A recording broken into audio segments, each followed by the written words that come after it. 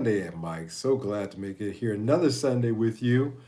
Let me do a little checking here, make sure everything is looking good. Yes, it is, actually, for a change. I hope you guys are doing well out there. It is indeed a pleasure to have you spend a little bit of your time with me. Spending time with me is greatly appreciated because I know time is a valuable thing, and therefore, spending a little bit of yours with me is greatly appreciated. Thank you so much. While we wait for more people to show up here in the live stream, I will say welcome to our moderator, Scott. Scott, how you doing tonight? Good to see you. Um, yeah, this is looking good. Yeah, that works. Yeah, there we go. Anyway, while we wait for more people to show up, I will discuss things that happened here at Upstairs to the Right Music channel recently. Ben, hey, how you doing, sir? Welcome. Good evening. Um, I want to give a tip actually to you guys. Somebody came to me recently and said to me, "Hey, Mike, if it were, up to you, would you buy one of these new Epiphone inspired by Gibson models?" Which I found to be a interesting question to ask someone like me. But I gave him my straight answer. I said that if you take all the components and everything, including the quality of the pickups and the quality of the hardware, it's not that bad with that model, the new ones. And you really dig that Gibson headstock, then yeah, I suppose so. However, for a lot less, you can get yourself a grassroots guitar. I don't talk about them very often, but you can find them out there. If you come across them, they are interesting, worth looking into. The grassroots guitars that were made in Korea, not the ones that are currently being made in China. They're still being made, but the ones that were made in Korea were for and I do believe the Chinese ones too, but the ones made in Korea, of course, the quality is better. But they were for Japanese domestic use only. So they were actually imported from Korea um, and sold in Japan. And they had the classic, Gibson headstock, the so called lawsuit headstocks on them. And so as a result of that, they're pretty good finds if, it checks all, because at the end of the day, that inspired by Gibson is made in a Chinese factory that's under the supervision of Gibson Epiphone. Whereas the grassroots guitar was made in Korea. I do believe those were made about 10 years ago or so, maybe a little bit more, no more than 15. And if you talk about the quality of the wood, the quality of the veneers, because let's be honest, they both have veneers on them. And the overall bang for your buck, the grassroots guitar is really going to be your better buy because you can buy any decent custom buckers or whatever in the new ones they have for relatively, a few $100 used and slap those in, you wouldn't have to do much else, and you would have essentially the same guitar. To be honest, you'd have that Kalamazoo headstock. It would say Grassroots instead of Epiphone, but the body construction, the woods, all that, everything is the same. As a matter of fact, Indian Laurel's not on either one of those. They're both rosewood fretboards. So, and they can be had for around $350 to $500, depends upon the condition of it. Mike, how you doing? What's up? How you doing? Good to see ya.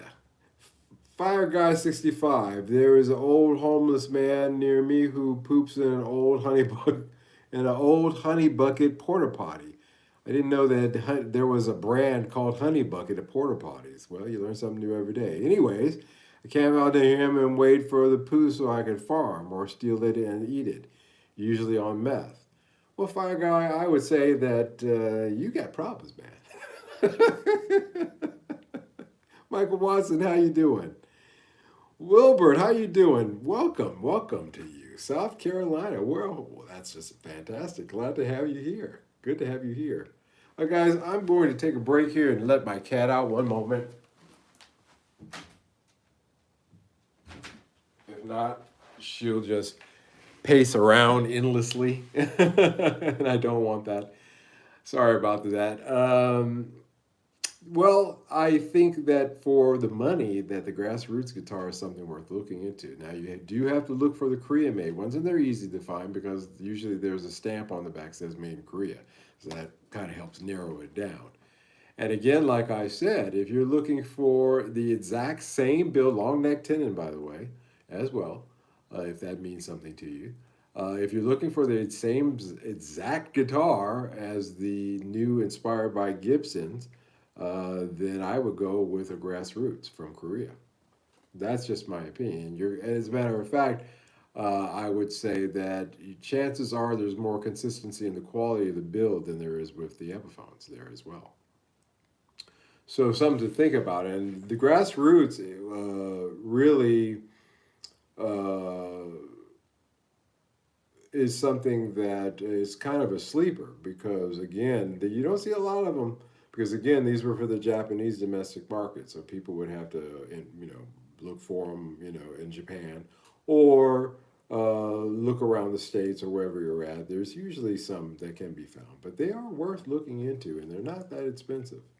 So I would go that route, and I made that suggestion to the person who asked, and they will consider it. So there's that. New Epiphone inspired by greed. Yeah, again, like I said, Mike, if you take the individual components of that guitar and what it would take to put it together, and then add a 200 euro, in my case, markup for the headstock license, which is what I worked it out to. And then, that's where you're at now. You don't have to pay the license on the headstock with the grassroots. That's weird. So you're trying to tell me that there's this weird deal, which apparently there is, where the Japanese can have whatever the hell headstock they want, as long as it doesn't leave, as if in this jet age, there's no such thing as jets. An interesting thing, but nevertheless to our advantage, because like I said, if you're looking for a custom or a Les Paul or a Telecaster or I think they're copies of jazz basses, then you're going to get, pretty much, a lawsuit-ish, model there that I would say that if it's a Korean-made one is worthwhile looking into. I throw it out there. It's my suggestion tonight because it was asked of me this week, and that was the answer that I gave, and I thought I would share that answer with you guys as well. Grassroots guitars. Look them up if you can find them. If you come across one, buy it. Buy it if it's in good condition. Run Riot. Hey, how you doing? Welcome to see you. Welcome. Good to see you. Yeah, I got a little bit of a toothache tonight, but I will not let that deter me. Actually, it's not really a toothache, it's more like a gum ache. But we won't get into the story of why that is. I have here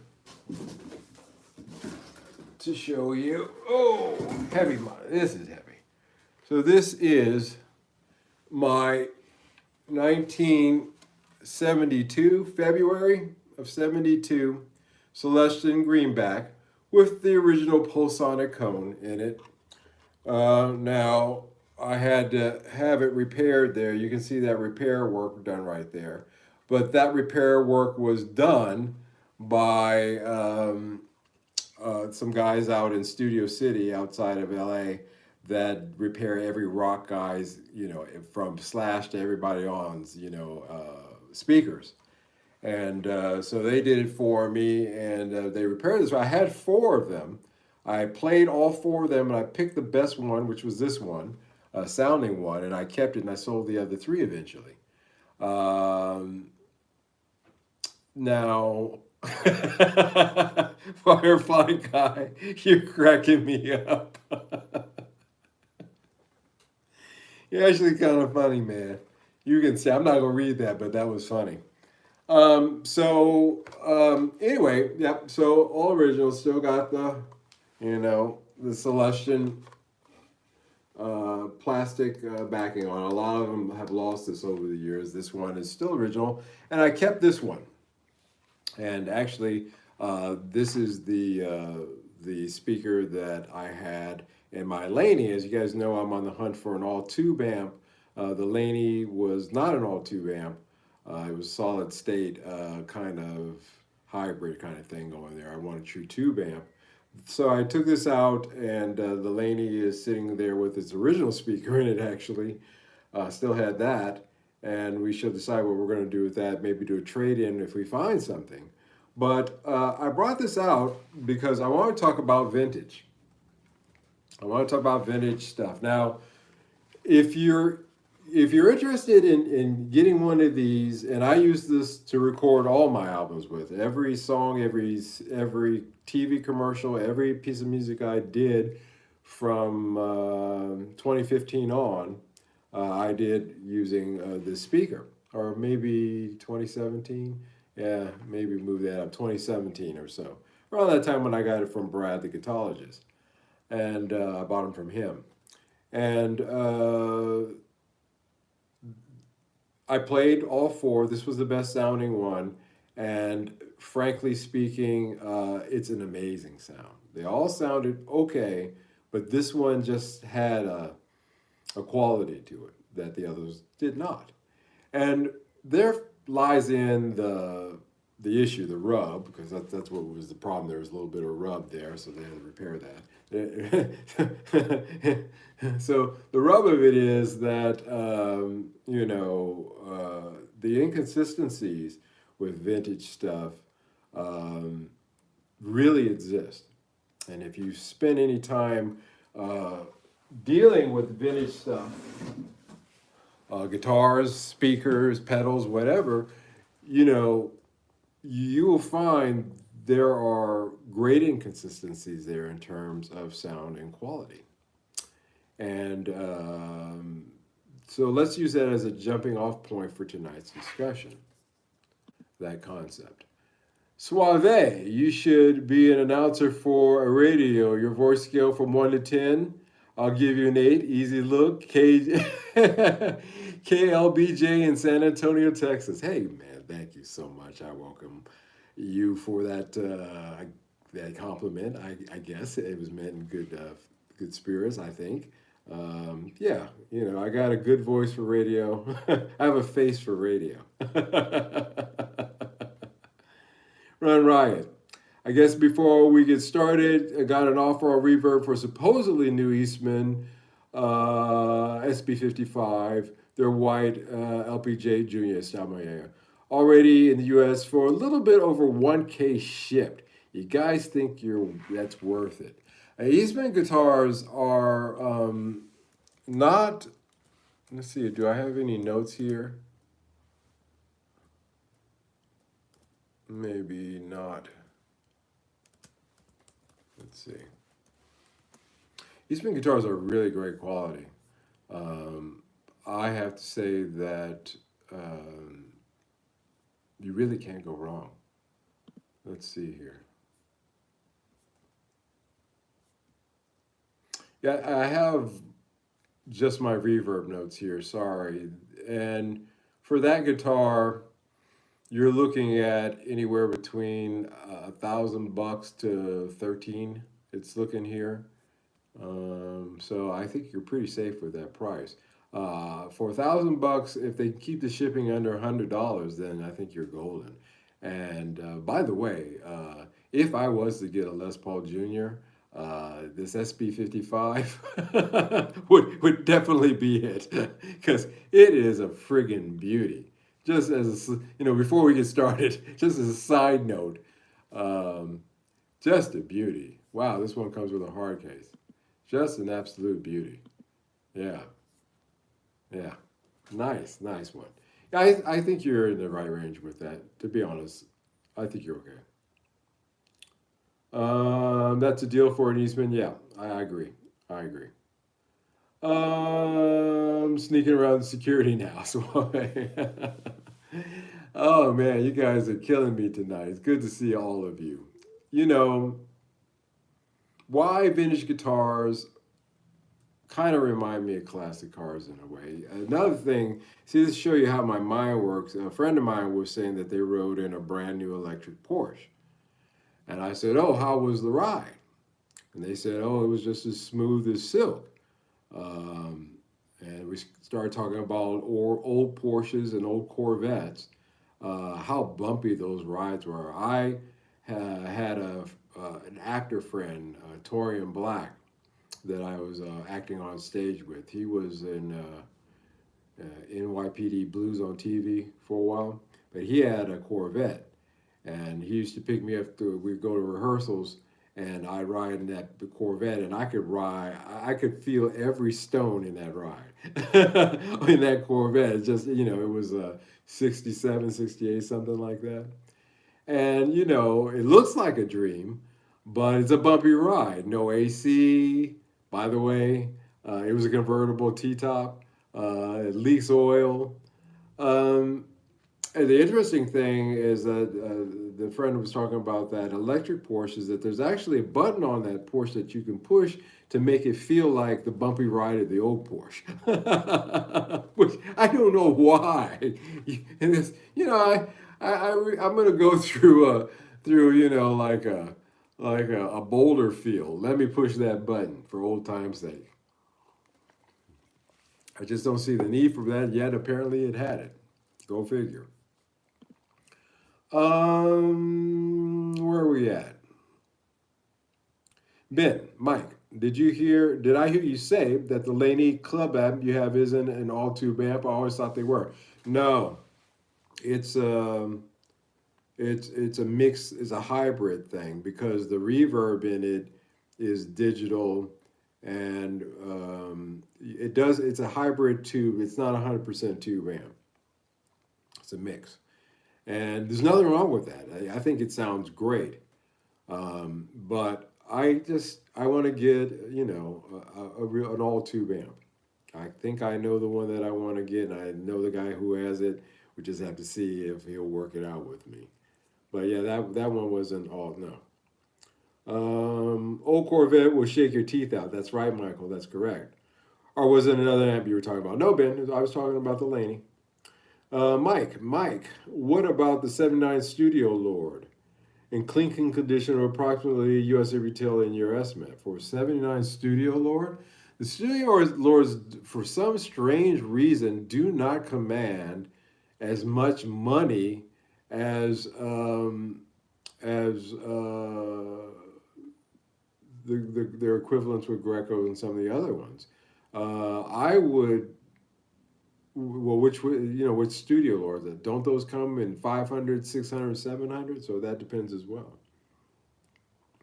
1973 Porsche 911 is my dream car. Yeah, you better get modern shocks put in it. Interesting. I didn't know that. Yeah, that's a fact, Ben. Not a bad thing, though. So, Mr. Roy asked me where am I from. I just saw a YouTube video today where the lady was saying that they put bots out on YouTube to ask you personal questions. So, to get personal information for you. So, I'm not answering any questions like that unless you can prove you're not a bot. Mustang or Camaro? Mustang. Mike, a 500 Lord. I've bought two of those. Okay, this is good actually. I like the mental exercise.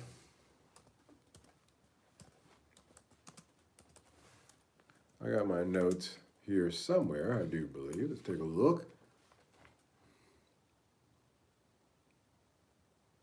Yeah, yeah, as I thought. So, honestly speaking, thank you, Maddie. I appreciate that. By the way, welcome, Maddie. Um, the 500s, now, as you know, the designation on them were the yen price in yen. So a 500 would be Goma yen, a 600 would be Rokuma yen, Nanama yen, Hachima, Kuma yen, Juma yen on onwards. Um, so with the Studio Lord 500s, actually they're still going for their original price. You can still, those are still within the 500 to 550 range. So those aren't so. And again, like I said, I don't know why. I think those are great guitars. I've bought two of them, as you guys know. But I think bought and sold two of them. But they just don't get the kind of love that some of the others do, like the Grecos, for example. I just bought two Grecos.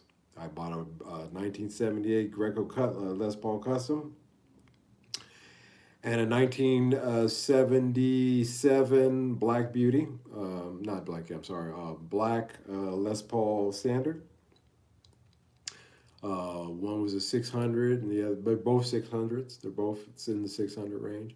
For some reason, when you get into the 600, 700, 800s, then they start getting a little bit more pricier. 450, the 400s, 450s, 550s, 500, 550s, those still stay around their original yen price. Hope that helps.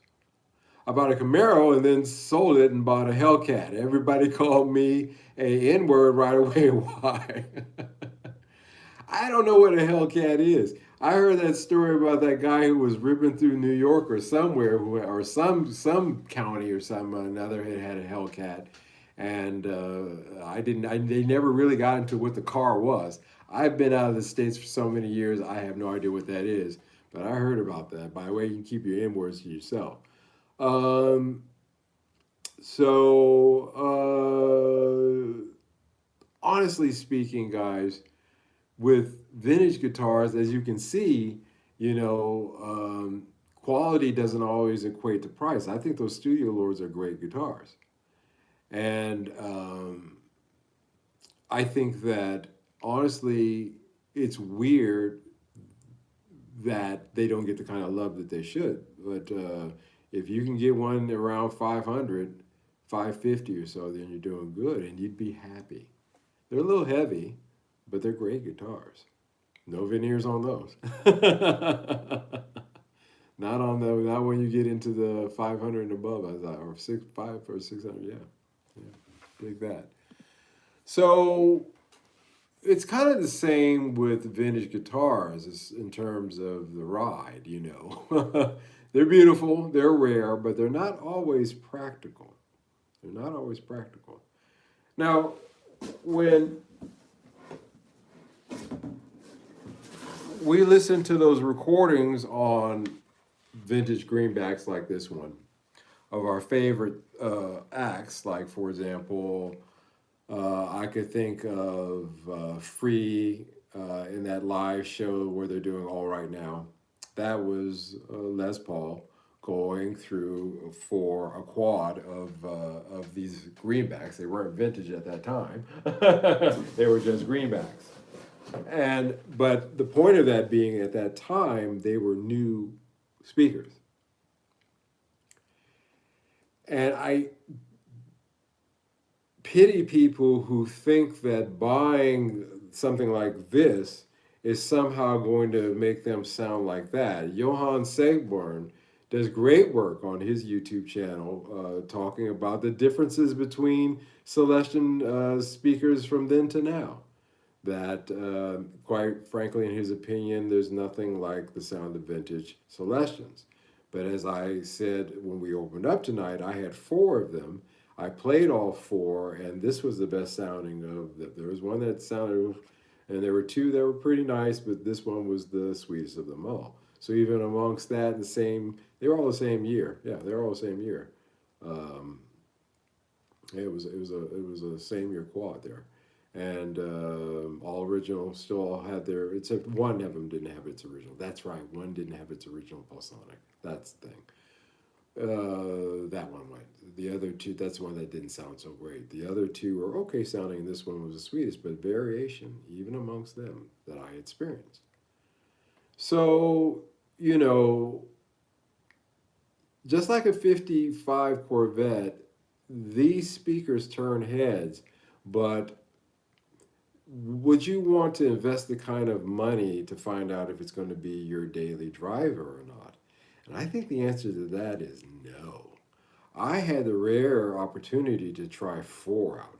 A guy like Johan, he has eight, I believe, or so he's collected over time.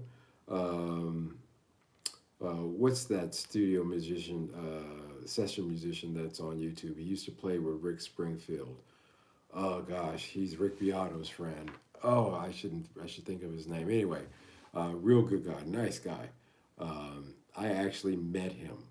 I met him in his studio years and years and years and years ago out in Van Nuys. And I can't think of his name. Somebody help me out here. I'm doing my old man brain farts. But in any case, he collects them as well because they're the only speakers that really he likes. Tim Pierce, yes. No, Tim Pierce. Yeah, I had the pleasure many years ago to go to Tim Pierce's studio. We're talking about back in 90, had to be 93, 94. And just nice guy then. Looks different now. He's changed somehow. But yeah, I had the pleasure of going there through association with Reggie Andrews. Jock went there too. My good friend Jock and I went there. And nice guy. But as I understand from a recent YouTube video, he collects them as well. This one, the amps can go, the speaker stays. I think that if you find a speaker that works for you and you're using amps like that, you're not using digital gear like I have up here, you're using this system here, the old school way. Um, I wouldn't invest in a vintage speaker because, quite frankly, it's a crapshoot. The same thing extends out to those Les Pauls as well that they covet so much, the 58, 59, and 60s. Some of them are great, some of them are duds. Um, and that's just across the line. Vintage gear has gone through decades, sometimes in case of some of this stuff, a half a century. You know, that some of the gear that I have in is a half a century old. I want you to stop and think about that for a minute and think about all the things that can happen, in the course of that. And, I was fortunate because the only thing that happened to this one from 1972 until now still has its original, that still original wood rim that they come with, was a little speaker rub right there in the corner. Other than that, it kept its plastic cap in good condition, everything, in good condition. Um, for that to happen are minor miracles. And then there's no guarantee, by the way, that the ones that do survive are necessarily the best ones either. Again, there's the rub of that. um, yeah, it could have been Tom Bukovac as well. Yeah, that's correct. That's correct. That's correct. Great guitar. Yeah, great, fantastic guitar player. One of the best LA session musicians you're going to find. Um, Don Campbell, yeah, Tim Pierce is a great guy. And kind guitars, yeah, great guy. A new speaker, as being pointed out here by a couple of you guys, you see where I'm going with this, is going to be a better deal for you. You know, are we unfrozen?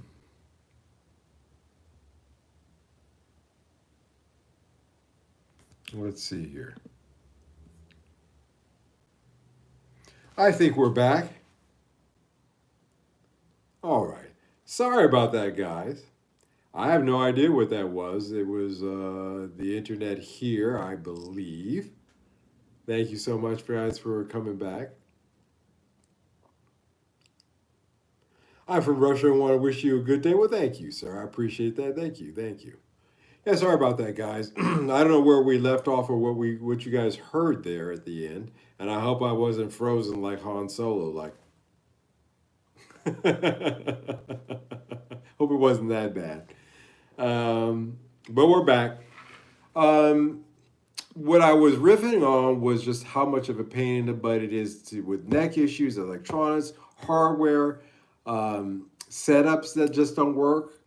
A lot of those made in Japan guitars had really high action out of the factory. And, narrow nut width, 43 millimeter on Tokai's versus a modern 42.5 millimeter necks on that you'd find. That can feel cramped to some players.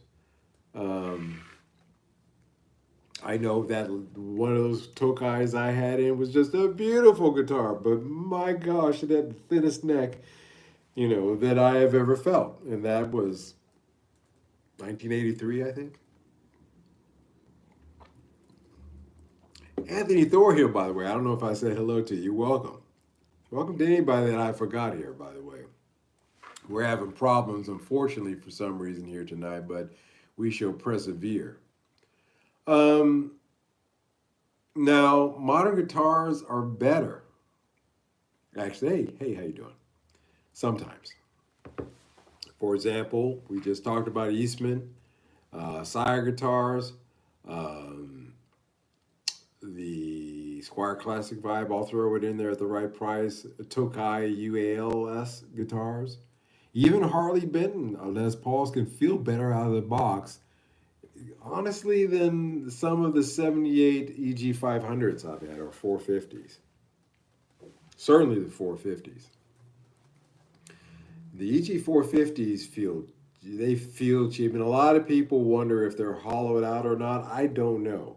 I've heard some yes, I've heard some no. I've never heard anybody who X-rayed or had the nerve to cut one open to find out. But they feel not so great. Again, they lack that even though they're vintage, they lack that gravitas that you would find on a 600 or 700. So there is that as well. They play better, but they may not inspire you the same way that a new guitar might. Also as well, because again, you don't have to bring it in and send it down to a luthier or spend the time yourself to fix it up. A new guitar, generally, if you can do a quick setup yourself, is ready. It should be good to go. Shit, that's why the sometimes modern guitars are better. Sometimes they should be good to go, as we all know that is not always the case, unfortunately, out there. But anyway. Um,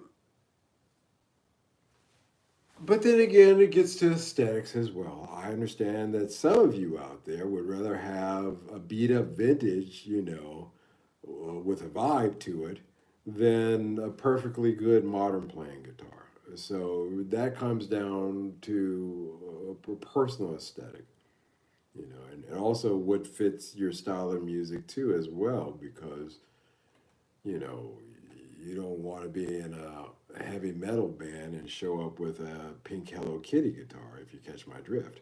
So, or maybe you would, I don't know. But but you certainly want to fit the aesthetic of whatever it is you're trying to get across if you're playing live. In a home situation or a studio situation, then modern guitar will just give you a lot less heartaches. And plus, you don't have to tiptoe around it. However, as Mike is saying, a vintage guitar does have mojo to it. Sometimes. Not those 450s.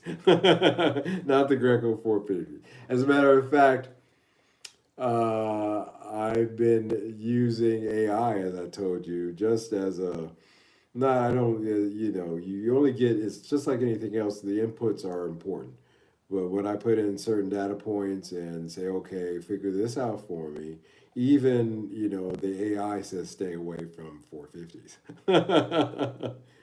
There's no margin in it for me, and they are not a popular, price range for those guitars. You know. Now, why do we chase vintage? There's a lot of different reasons why we chase vintage guitars, actually. Nostalgia is the number one, What we couldn't afford as teens, we tried to strive to do as adults. That's in general. I'm not going to include myself in that because, of course, the motto of this channel is I'm good. And if I'm going to say I'm good, then I've put my adolescent, fantasies aside and I'm able to deal with, the gentleness of reality. Or rather, should I say, the anti gentleness of reality. Uniqueness also has a lot to do with it. Baby metal would. Yeah, yeah, yeah. I can see baby metal. That works for them. Again, like I said, you got to fit it to your genre, what you're doing. I wouldn't go out on stage with, like a ESP type guitar. I wouldn't do that. I wouldn't go on stage with a Flying V. I wouldn't go on stage with, a few because it just wouldn't fit my aesthetic. It wouldn't work. But again, it helps to have, Mike says, someone like Fern, a pro level tech, worth the cost. Yeah, I know how to do setups now. I have to do them because I can't take it down because that's like 65 bucks, 65 euros an hour. And so for the guitars that I sell, I do the setups. For my own personal guitars, interestingly enough, including that parts caster, that goes to Fern once a year to get a setup on it, a once over and a setup.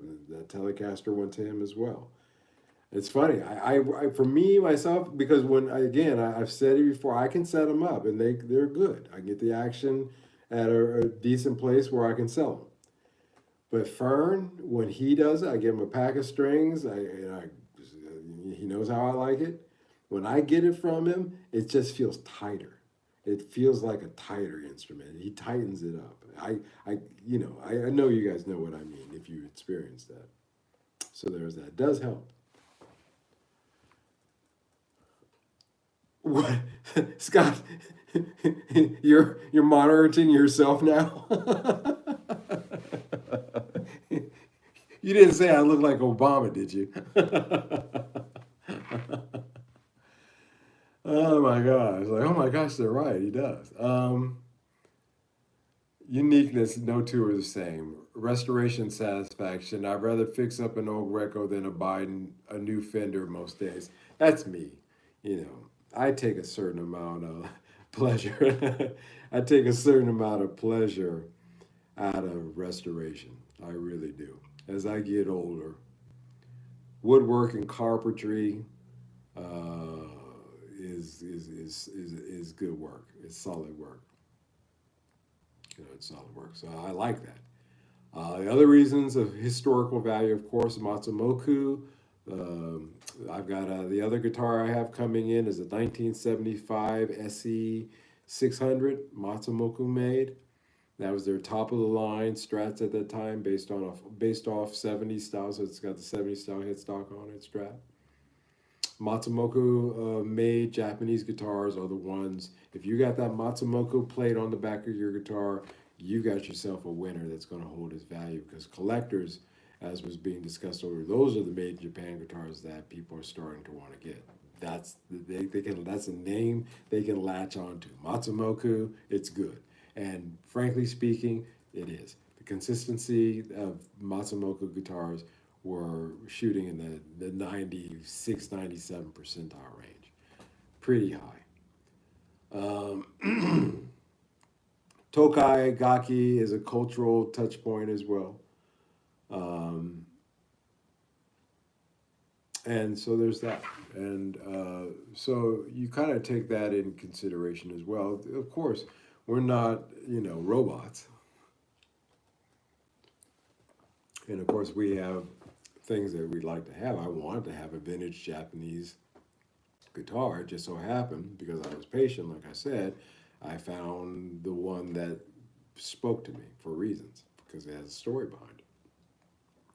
So, of course, whether it's a new guitar or a vintage guitar, if it speaks to you, then indeed that is the one that is best for you. There's always that. The new guitars are CNC precise, to Scott's point. I didn't see Scott's point. I prefer the new reissues and tributes rather than the real deal guitars. Yeah, yeah. Certainly, again, like I said, you're not going to get any issue. And if there is, you can send it back and get another one. Um, Matted Two Hats only ever had one vintage guitar, 1965 Guild Starfire. Love that guitar. Completely wrong guitar for me personally. Yeah, but it's a damn, again, like I said, beautiful, but not always, a smooth ride. A lot of old school guitar pros have told me to stay away from 70s Fenders. Yeah, let's talk about that for a minute. That's funny. You should bring that up, Mike, because, okay, so in 1970s, 1980s, we'll go as high as 1985. Those 60s, um, no, we can't go that high. We'll go up for around 1980 or so. Those 60s Fenders were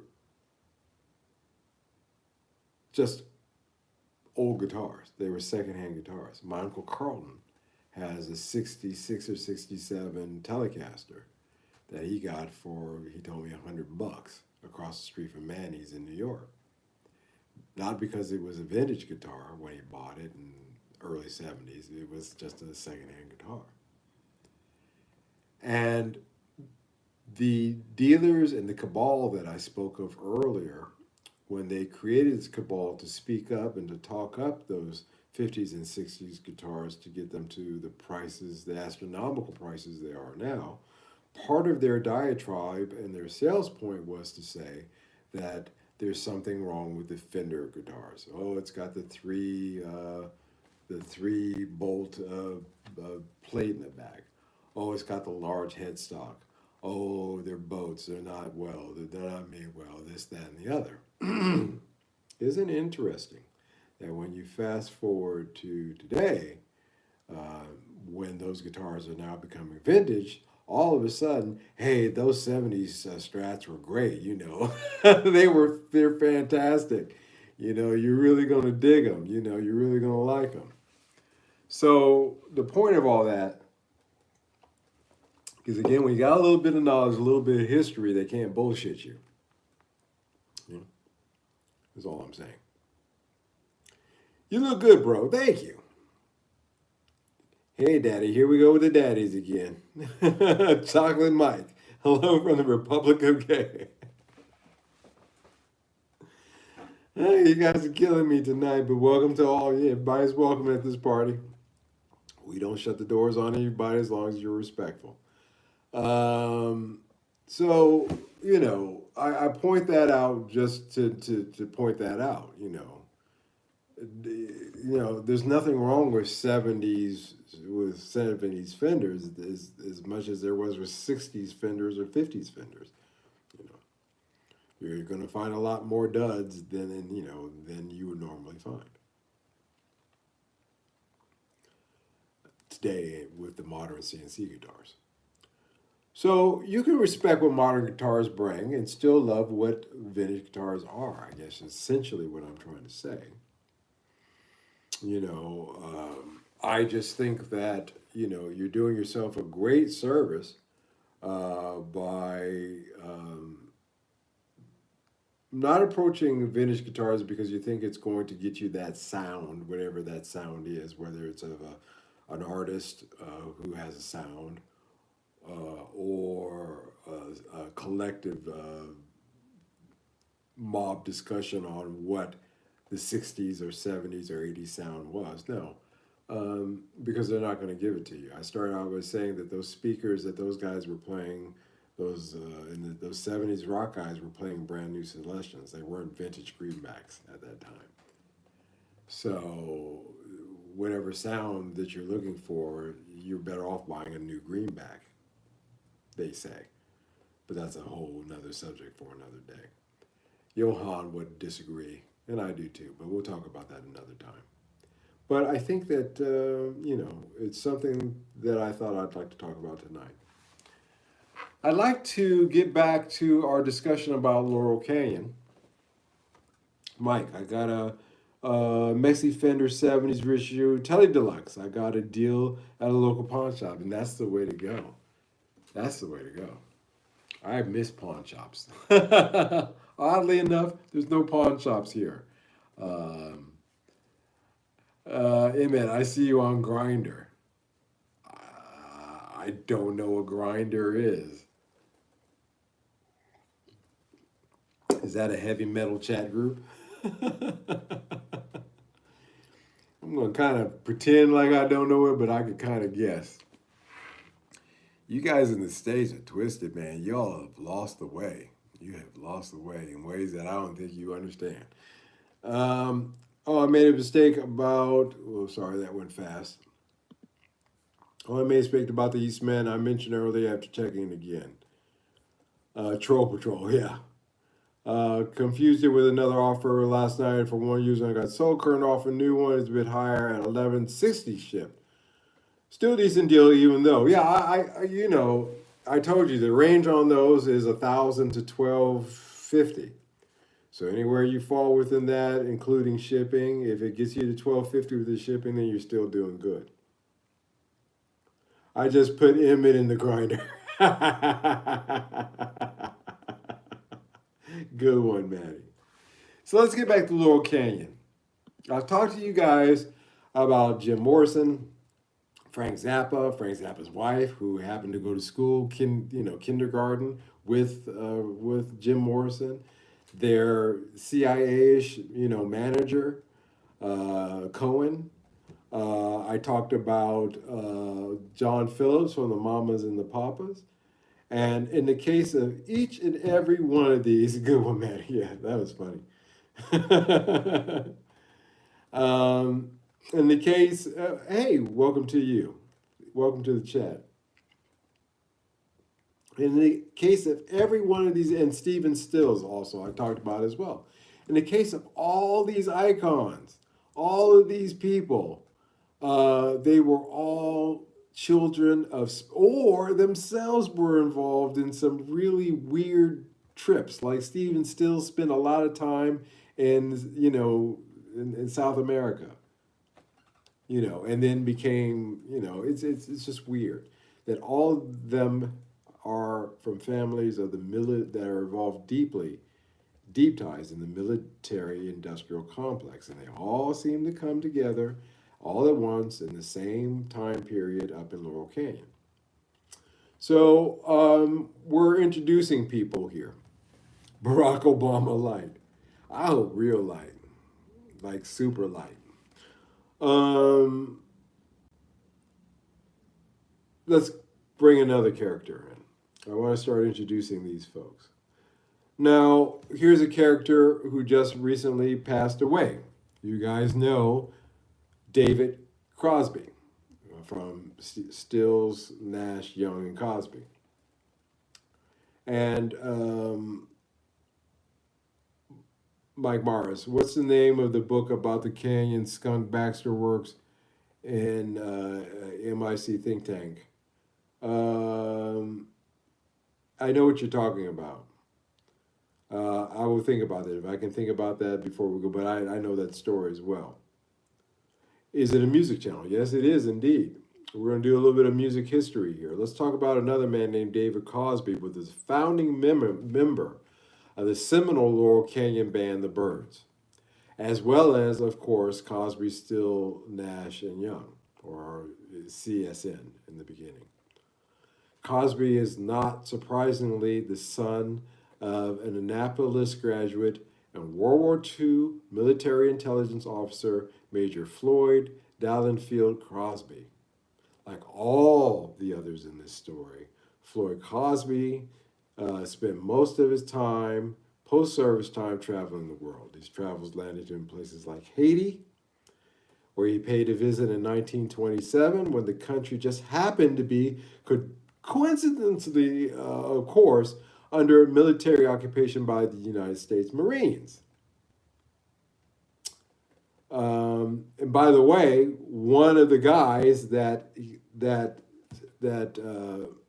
David Crosby's dad was hanging out in Haiti with in 1927 was the father of a man that we discussed earlier, uh, Papa Phillips. His dad, Captain Claude Andrew Phillips, was in Haiti at the same time as David Cosby's dad in 1927. And then years later, their sons would magic, okay, okay. Oh, it gets deeper with David Cosby. David Cosby is much more than just a son of Major Floyd Daniel Phil Cosby.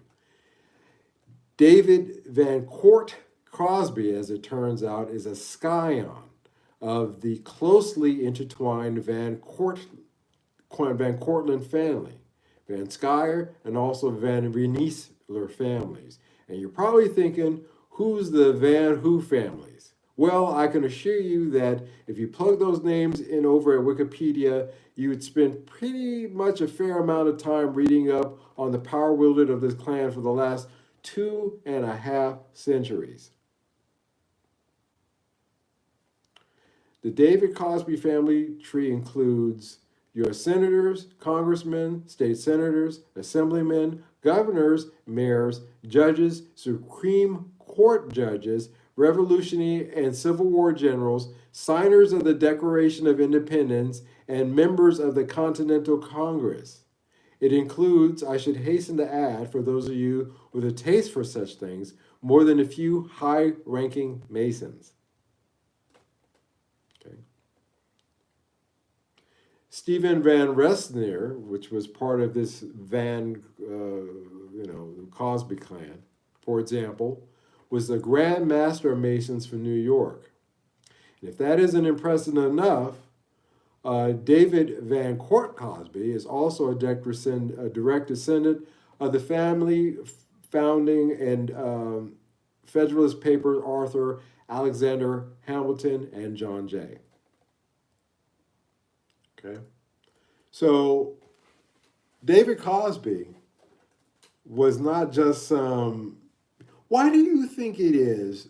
Think of all the times and all the stories that you heard about David Cosby getting busted with coke or a gun or doing something, and then somehow or another he skated by. Oh well, we've settled that, it's all taken care of. Why do you think that's possible? Why is that possible? It's possible because he is not working for the man. He was the man. Now, I don't know what you guys think about all this, but I find this to be just mind-blowing, mind-blowing. He was an elite, a bloodline member of a clan that if America had royalty, then David Cosby would probably be a duke or a prince or something similar. But other than that, nothing to see here. He was just a normal, run-of-the-mill kind of hippie guy. Just happened to show up in Laurel Canyon one of these days and become a big star. I guess it happens. I guess it happens. Anything's possible. There's no coincidences here. Jeff Skunk Baxter was talking about it at a concert 2 years ago. It was the Lawrence Livermore Lab. That's right. Dude can still rip on the car. I have no idea he was a math genius science guy. Most of the guys like him, the top musicians, like Boston's leader. Oh God, my brain is not working tonight. Guys, help me out here. The guy who really is behind Boston. These were all MIT graduates. They were building their own recording equipment, and they were smart guys. And that's another thing. These guys were not just some stoner, hey dude, let's go play guitar. These guys were, aside from the music thing, they were borderline geniuses, and if not geniuses. So there is that. It's including Skunk Baxter, who, as you know, I admire greatly. Must be nice to have been born into what Tom Schultz, thank you. Yeah, Schultz. Schultz was building his own recording equipment to record that first Boston album. graduated from MIT. Okay. So a lot of those guys are, you don't know it, you don't hear about it, but they're very smart guys. Apparently, a lot of these other guys were from military industrial complex families, and they were also, for the same reason, I will draw a picture here as we go on over the course of the summer, were part of a conspiracy to create and fabricate a counterculture at the time it was needed. According to those closest to him, it was a rare occasion when Mr. Cosby was not packing heat. John Phillips also would sometimes carry guns. And according to Cosby himself, he has at least on one occasion discharged a firearm in anger at another human being. All of which made him, of course, the obvious choice for Flower Child to rally around. He was a real solid hippie, the real, 1960s TV hippie guys like the Monkees, which, by the way, the Monkees are included in this group. In this Laurel Canyon and the Monkees go together hand in hand. We'll talk about that. Man Two Head says, I find it interesting too that most of the music recording equipment was initially developed for military applications. Most of the stuff that Les Paul got, he got from stuff that was brought over after the end of the war from the Nazis. That is not a joke. Les Paul was another genius, and he was involved in military intelligence. And most of the stuff he got was brought over from plunder Nazi stuff. Yes, absolutely. So we're going to stop there tonight. So we're going to introduce these people one at a time. So that, Dave McGowan has taken the time to put together this interesting portrait, and we will take our time going through this. The next guy we're going to talk about coming up this Wednesday is Jackson Browne. Yeah, she's gonna be somebody's baby tonight. Well, he was somebody's baby too. And in ways that you guys will find extremely disturbing. But we'll talk about him and some other folks next time. But we're drawing a picture here. It's just, you go down these rabbit holes, and thanks, Mike. You go down these rabbit holes, and you start seeing how twisted the world really is. And sometimes you just want to grab your guitar and just sit there and strum and play because, that's about the best that you can do. The CTS pots were taken right from military stock. That is correct. A lot of the parts were military spec, which is one of the reasons why they can't duplicate it anymore because of the way it was made and all those things, So there's that. All right, guys, it is time for me to go to bed. I will call it quits here, and hope that you enjoyed tonight's live stream. I'm waiting for that aria to come in so that I can do a regular content to discuss it. I don't like doing regular content if I have nothing really to talk about. I'm starting to notice that a lot of people are trying to do regular content on their channels. And I look at some of their topics sometimes, and I think to myself, this is just filler. Let's talk about my favorite album. I don't want to do that. It's not really something that I find, an interesting topic on a guitar channel. We can talk about aspects of a song on an album, but outside of that, I don't want to go down that way. So until I find something interesting to talk, even with these live stream topics, it has to be something that comes to me. And if it's not interesting to me, then I don't want to talk about it. I'm weird that way. But I will talk about that Aria Pro as soon as it comes in. So I hope to be able to put out some regular content is the point of all that. And I hope you guys stick around for that. If you're watching this in the rerun, thank you so much for doing so. If you haven't hit that like button tonight, please do so. If you want to hear more of my wonderful pipes, go over to bandcamp.com and look up Mike McWilliams. please enjoy some of the music over there. Buy it if you want to support this channel. And to each and every one of you, Maddie, Scott, thank you guys for moderating tonight. To everybody else, always showing up and supporting this channel, always being here, listening, and sharing in these talks, teaching me things that I didn't know. I want to say thank you as always, guys. And I will see you on Wednesday, God willing. You take care. Oh, today's my mom's 90th birthday. I sent her a happy birthday wishes earlier. Um, yeah, that's something. 90 years. My mom hit 90 today. So I'll say a happy birthday to my mom here on my live stream if she's checking it out. You guys take care. I will talk to you. Take care. Bye bye.